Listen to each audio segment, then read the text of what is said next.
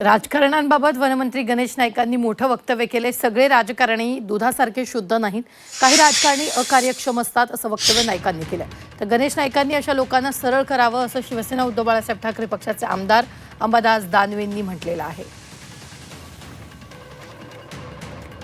चांगल्या प्रकारचे काम करायला लागलेला पूर्वी जो लिथार्जिकपणा होता तो सुधरत चाललेला आहे। आता काही प्रमाणामध्ये प्रत्येक खात्यामध्ये नालायकपणा आहे। आणि राज्यकर्ते राजकारणी सुद्धा नालायकच आहेत ना। सगळे राजकारणी काय म्हणजे शुद्ध काय म्हणजे दुधासारखे नाहीत। खरं बोलेन गणेश नाईक साहेब, काय चूक बोलले गणेश नाईक साहेब असं कधी कधी बोलत असतात, परंतु असे जे नालायक आहे त्यांना काय नीट ते करत नाही, नुसतं बोलतात त्यांच्याविषयी, एवढं नक्की। हा, पण त्याची काही याच्यामध्ये दोष प्रत्येक असतात, परंतु दोषाचं किती किती प्रमाण असावं, म्हणजे आता फक्त दोषच शिल्लक राहतात का काय, अशी अवस्था ही आता सरकारमध्ये आहे आणि राजकारणामध्ये झालेली आहे।